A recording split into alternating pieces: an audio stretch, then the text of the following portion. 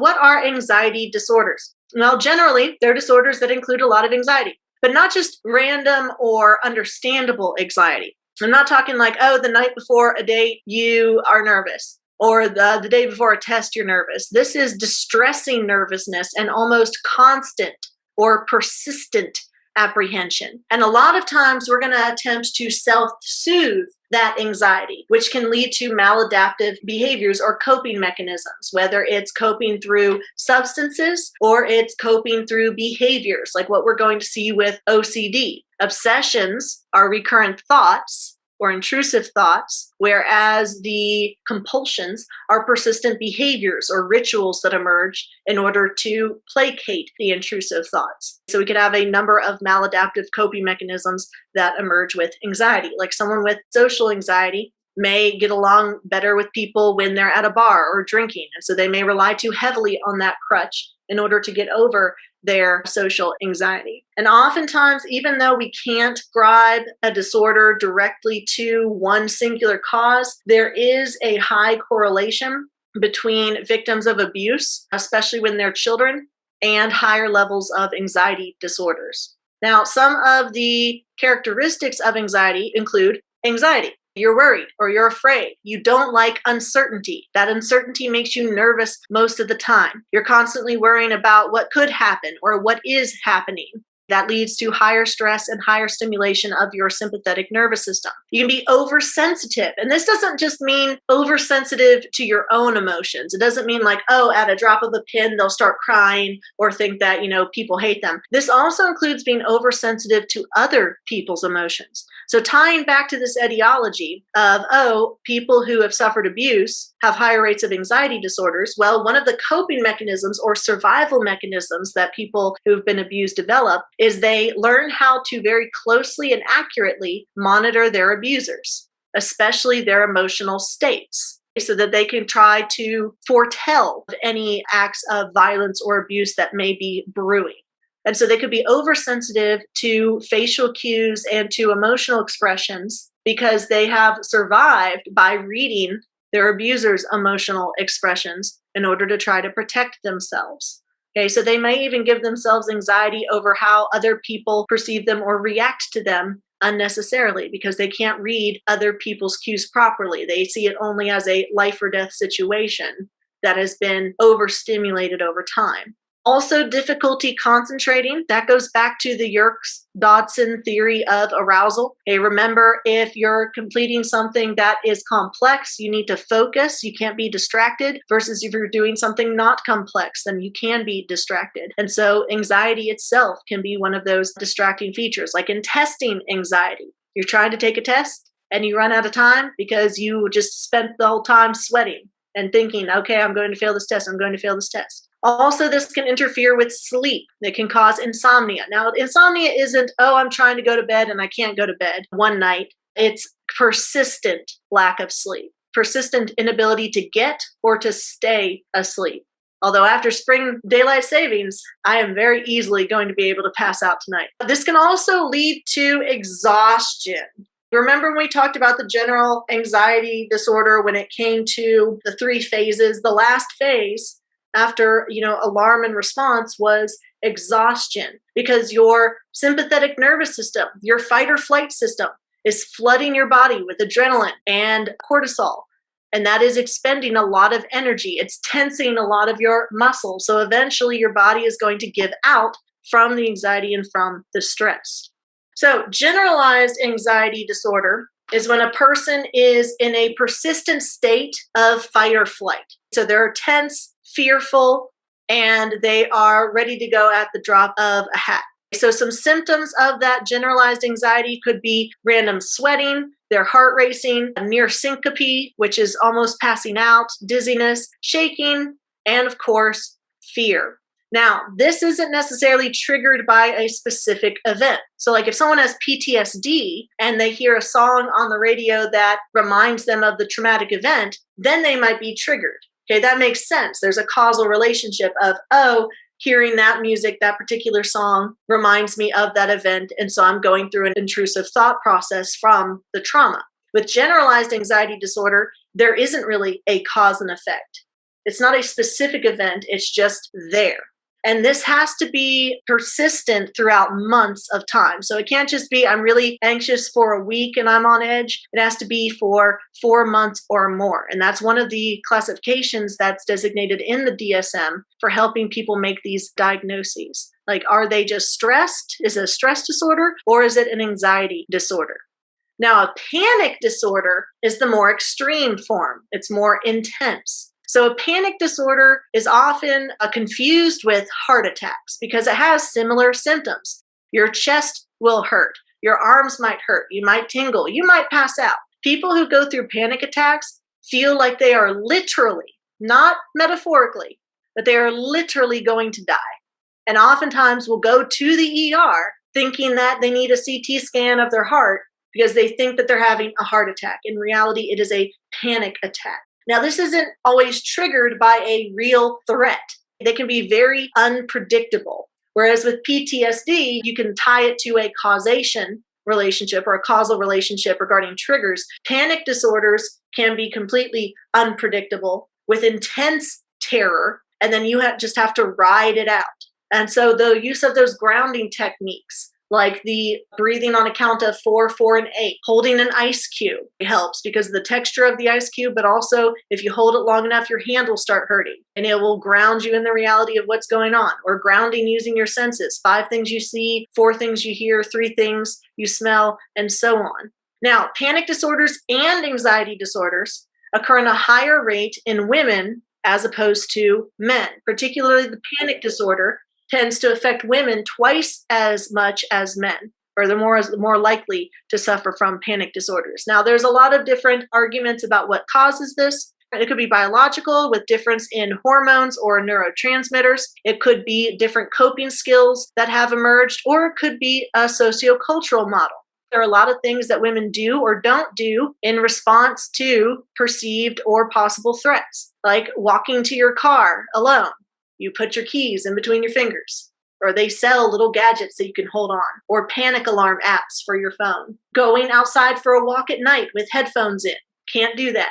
Texting your friends where you're going to be and who you're with and their contact information if you go on a date. Okay, all of these steps that women take in response to threats to their person, whether it's something that happens to them or has happened to them in the past, or it's more the fear that it will happen in the future. So trying to prevent that from going on. Phobias fall under the category of anxiety disorders. Now, a phobia is different from a fear. There are some things we're naturally afraid of, and it's rational. Spiders. You don't want to hold them. They're hideous. They have hair and fangs. You should be afraid to touch a spider. But should you be so afraid that you have an irrational fear of spiders that you burn your house down if you see one? No. Some of y'all like maybe. Depends on the size of the spider. So irrational versus rational. A fear of heights. If y'all go up on a tall building and you peer over the side, your hands might start getting sweaty, mom spaghetti. But that's a evolutionary, thank you, Nathan. That's an evolutionary response to say, okay, back up. That's too high. You will die to death. But if you're so afraid of heights that you refuse to go above a second floor or a second story, that's a phobia. Enclosed spaces, claustrophobia, all of that. Those are all very common. But these phobias are persistent. It's not just a temporary thing like, oh, I saw the movie It by myself, and so now I'm afraid of red balloons and sewers. Okay, this is something that's going to be persistent over a period of time. It's going to be irrational, and it's going to be maladaptive. Social phobias, that involves fear of being embarrassed in public. So like public speaking, this can tie into social anxiety. And one of the causal or the etiology of social anxiety relates to parenting. There's some ties to that, whether the parents are overprotective, trying to shield their child from like certain music or shows or, things that they don't want their child getting into, or if they're rejecting parents. Because remember, the parents are the first humans that you come into contact with. They're supposed to define your love map and your interaction with other humans. So if they're rejecting to you as their child, then you're probably going to have issues with social anxiety in the future with people outside of your family.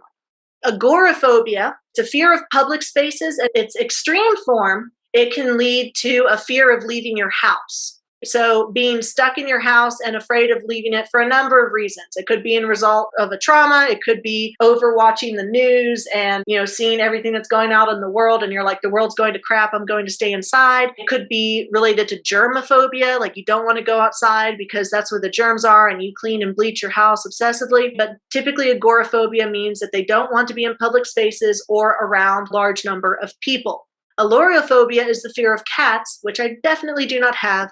And I'm very grateful for. I'd have to get some therapy for that, exposure therapy. Now, the difference between a phobia and a fear is that fears are normal. Fears are common. They're a common survival response, or else we wouldn't have an amygdala. But phobias are extreme. So as you can see here, there's much higher rates of reported fears rather than reported phobias, because a fear is natural. It's adaptive evolutionarily. A phobia is extreme. All right, so some specific phobias. What do you think that's a fear of? Don't say Taylor Swift. You're watching the Grammys and you're like, folklore. 13. Yeah, a fear of the number 13, which is Taylor Swift's lucky number. But in American culture, 13 is often associated with bad luck or danger. And that those numbers can change according to culture. Another number that the American sociocultural model tries to shy away from is 666. So if there's like 666 together, if someone's going to say something about it, and they're going to be talking about the devil. And Friday the 13th. So yeah, Friday the 13th, it's a part of horror shows. In China, what do you think their unlucky number is? Does anyone know? Good. The number 4, because the word for 4 in Chinese sounds a lot like the word for death in Chinese. And so that is a unlucky number. In America, 4, it's just a number. But 13 or 666, we get it. I think even some elevators skip the 13th floor. Like they just don't have 13th floors. Like it just goes from 12 to 14. And they're like, because superstition. All right, what about this phobia? Trichtophobia. Hair. Exactly right. This is different from trichomania. Trichomania is when someone obsessively pulls out their own hair. So they'll over-tweeze their eyebrows or their facial hair, or they'll start ripping their hair out of their scalp as an anxiety disorder. But this is the fear of hair. Obsessive-compulsive disorder. I know y'all have heard of this disorder before, but it's often misconstrued in terms of what it actually is. Like someone might say, oh, I have to put all of my color palettes in order. I'm so OCD. Or, oh, I have to make sure that I do the dishes right after eating. I'm so OCD. That's not really what OCD means. It's a disorder, which means it's maladaptive to behavior. So obsessions are recurrent thoughts, often intrusive.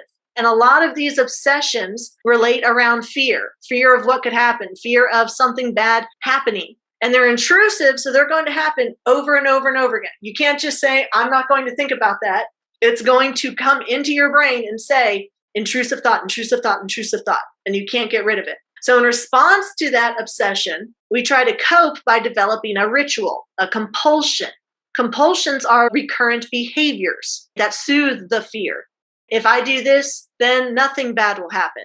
And then that can appease the thought until it comes back later and you have to repeat the ritual.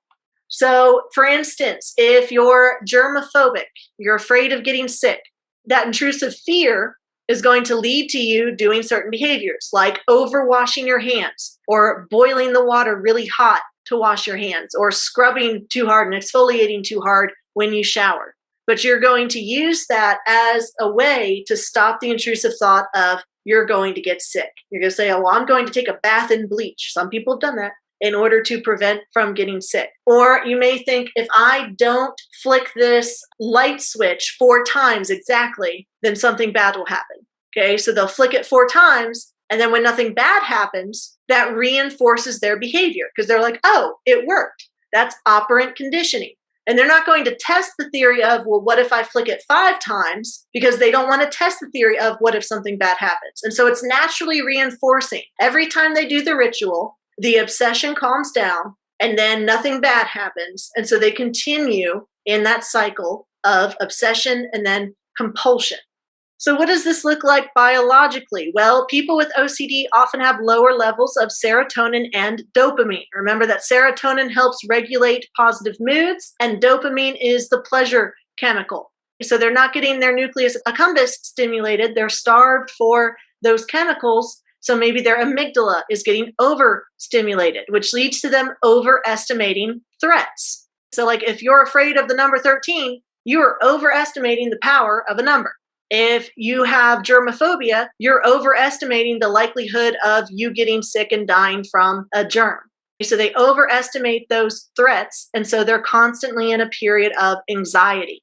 They also have intrusive thoughts that they can't get rid of, hence the need for the rituals. And they also have an intolerance of uncertainty, because that means a lack of control in their environment. Something bad could happen. They try to control their environment through these repetitive rituals. So if you see someone who suffers from OCD and everything's in a certain place and looks all nice and tidy, that's because they don't want uncertainty. They want to know where everything is so they can control their environment. Just being neat doesn't necessarily mean that you have OCD. Now, one of the treatments for OCD is exposure therapy. Prevent them from doing the ritual. Show them that nothing bad happened. But that's really, really hard to get through people's heads. It's kind of like the same thing if someone's watching a sports show, like their favorite team, I don't know, sports ball, and they wear the same pair of socks for every game, and they think that as long as they wear those socks, their team is going to win. Is there any correlation between you wearing your funky socks and someone winning the Super Bowl? No. But then let's say their mama washes those socks because thank you. Then they freak out and they're like, well, now my team is going to lose because you washed my socks. It's that same kind of mentality like with superstition. But it's comforting, hence it provides a feedback loop of operant conditioning. PTSD, that stands for post-traumatic stress disorder.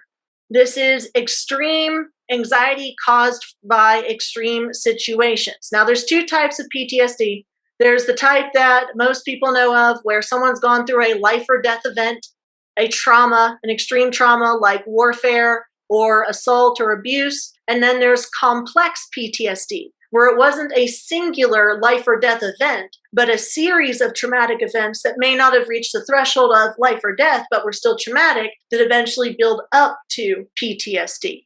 So some people who've survived childhood abuse have complex PTSD because it may have been more mental or emotional abuse rather than physical or sexual, but it's still PTSD nonetheless. Now, a lot of people, when they think PTSD, they immediately think, oh, military. And that's true. Like it could be a event where an IED exploded or they lost members of their unit. But that's not the only way that someone could get PTSD, or as it was called in World War I, shell shock.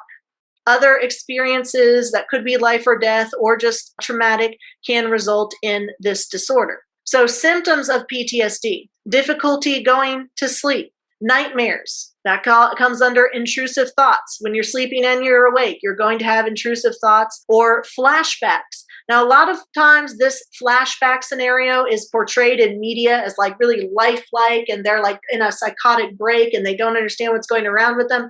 That's not really the most common form of flashbacks. Oftentimes flashbacks occur in nightmares or in just intrusive memories. So like listening to a song on the radio and that triggers them back to the attack or whatever it was that went on. They're still able to interact in their environment, know what's going on, but they may be debilitated by the emotions that are caused by that flashback and thus have an anxiety attack. Also, survivor's guilt plays a role in PTSD, and hypervigilance. Hypervigilance is when they overreact to sounds or images or movement because they perceive it as a threat. Like if you walk up behind someone with PTSD and you put your hand on their shoulder without saying like, hey, it's me, they may jump. Or a loud noise cause them to duck and cover. I know my guardian, when she returned from her tour overseas, she was so happy to just get in the shower. Okay, because they were showering using water bottles, right? So she was happy to just take a long shower and get all the sand and dust off. But then she accidentally knocked her shampoo bottle onto the floor, which, as y'all know, the shampoo bottle hitting the floor makes the loud, it will wake up the dead. So she immediately responded by dropping to the ground and taking cover. That's the kind of flashback that we're talking about. It's immediate hypervigilant reaction to something that's not a threat. Now, did she continue to think that she was still in Iraq after she, looked around? No. Okay, but her first reaction, her survival instinct was duck and cover. That doesn't mean that she went through like a psychotic break as a result of that trigger. So now let's talk about the different perspectives on what caused those anxiety disorders. So the behavioral perspective is going to deal with conditioning. There's two types of conditioning, classical and operant. One of those deals with involuntary behavior and one deals with involuntary behavior. So causes of anxiety disorder can include fear conditioning. What type of conditioning do you think that is, classical or operant? Fear conditioning. Operant conditioning deals with voluntary behavior. So if it's fear, then that would be more closely related to involuntary behavior. So classical conditioning, kind of like what we saw with little Albert, where he was classically conditioned to fear anything that was white and furry. So fear conditioning relates to classical. A real life example of this could be a victim of abuse may develop a fear of being alone in their apartment because they have classically conditioned the association of that traumatic event with the environment in which they experienced that traumatic event. So fear conditioning from that.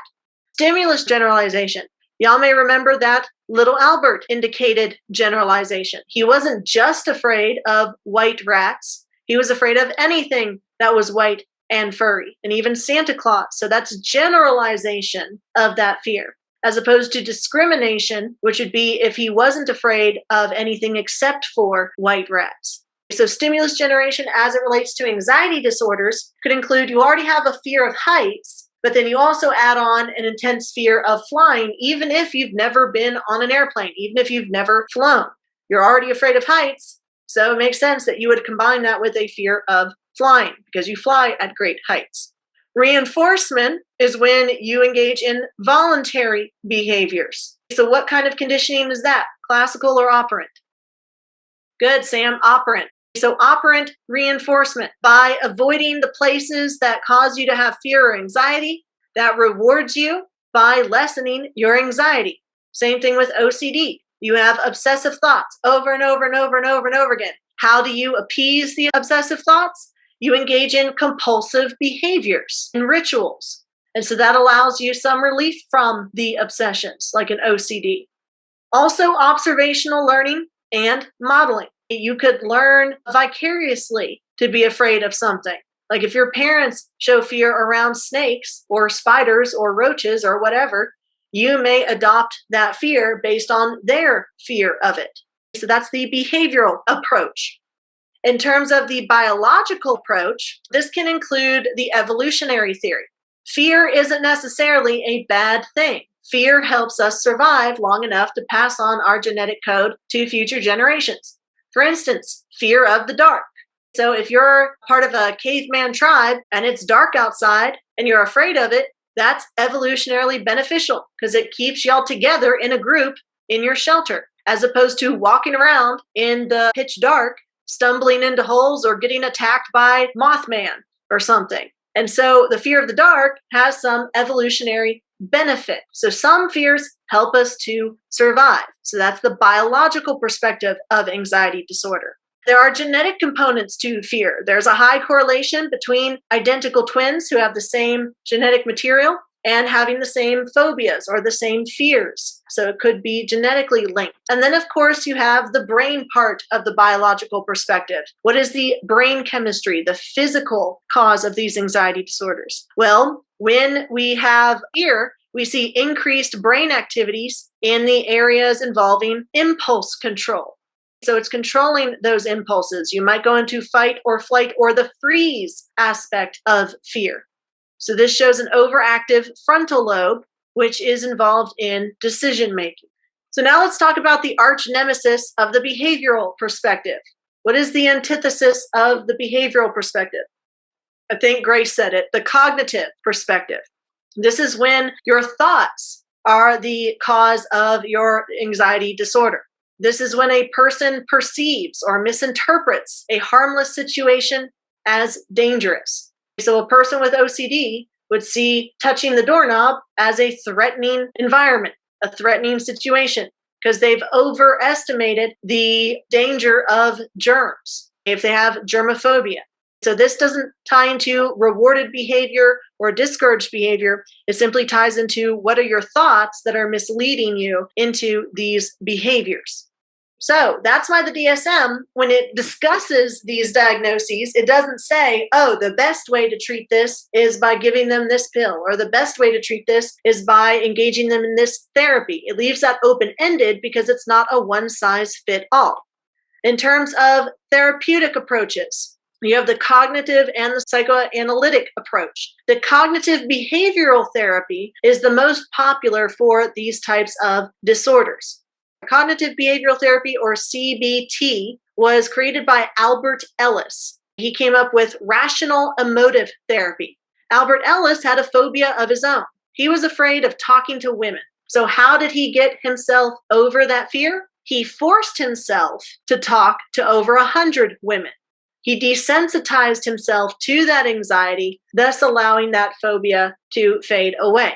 And so he created his rational emotive therapy to follow that type of flooding experiment.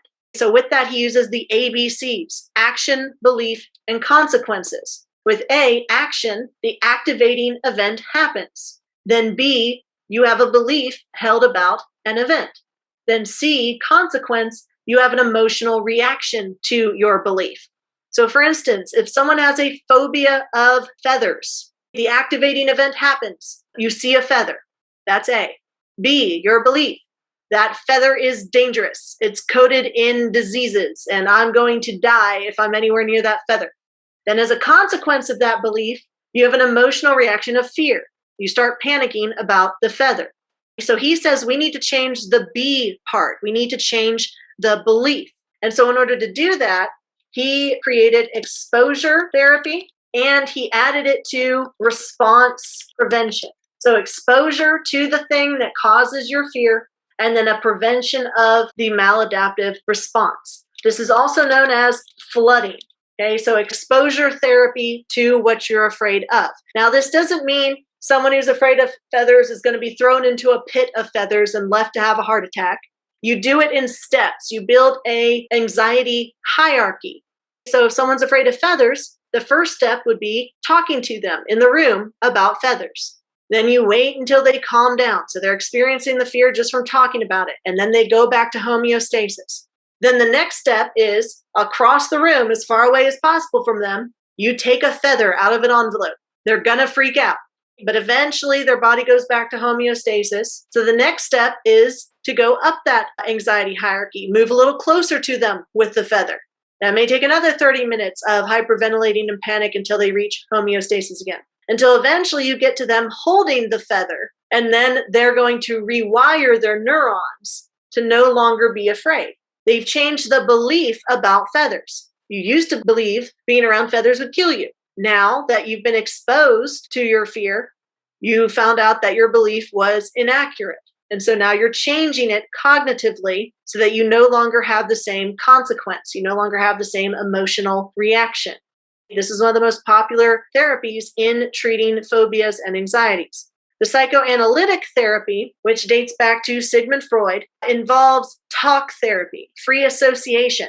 So you talk about your fears and then eventually come across something in your unconscious that ties into why you're afraid of feathers, like a repressed memory or a repressed emotion. So this deals more with free association and figuring out what your unconscious has been afraid of so that you can rationalize it and then be free of that phobia. The biomedical approach is using medications or drugs to treat anxiety. So anti-anxiety drugs. Xanax, Ativan, Valium, Vistaril, any of those depressants that would depress your sympathetic nervous system. Because remember, your sympathetic nervous system is the one that's flooding you with cortisol and other stress hormones. So it delays that sympathetic nervous system and keeps you in the parasympathetic nervous system to operate. You can combine these therapies, the biomedical and the clinical, or you can just do one or the other instead of both. It's not one size fits all. So we have covered anxiety, OCD, trauma and stress-related disorders like PTSD. Now we're going to move on to motor disorders like Tourette's syndrome, somatoform disorders. This is where a person believes they're ill. So somatoform isn't faking it. It may be hypochondria, but it's not faking it. They literally believe that they have an illness and that it's serious. Factitious disorder is when they know they don't have a disease, but they pretend to get attention or sympathy, or they intentionally make themselves sick. This is where we're going to talk about Munchausen's and Munchausen's by proxy with the factitious disorders. So first off, motor disorder. Y'all have probably heard of Tourette's before, but again, popular media often misportrays Tourette's as a single symptom. They'll typically display Tourette's as somebody randomly yelling out cuss words at inappropriate times. Verbal tics and involuntary verbalizations is a symptom of Tourette's, but there's a wide spectrum of symptoms. And it's not always going to be cuss words that they yell out. It could be literally any word. In one case study I saw, there was a woman who every couple of seconds, she had to say the word biscuit. So she'd be talking to biscuit you, and then in the middle of her biscuit sentence, okay, she would just be saying it and she would twitch along with it. It's because you have this obsessive thought about the word and it's building up a pressure valve in you. And you have to say the word in order to release that pressure. So it's almost impossible for them to retain the word. Now, if you're saying something adorable like biscuit, okay, not that big a deal. But if you're going around dropping the B word and the F word, and, all sorts of different words that you can't say, then that's going to be problematic, especially if people don't understand that you have Tourette's syndrome. In addition to involuntary verbalizations, you also have involuntary muscle movements, hence why this is a motor disorder. Facial tics are common in Tourette's syndrome. Punching the legs or moving the arms or beating the chest. All of that can be muscle tics that are a result of Tourette's syndrome. Now, biologically, why does this occur? Well, scientists believe that it's because of an imbalance in dopamine and norepinephrine. Dopamine is the pleasure chemical of the brain, but it also helps to control movement. Norepinephrine is like adrenaline, and so that can also impede the body's response to stress and movement. So they hypothesize that those imbalances could be related to this particular motor disorder.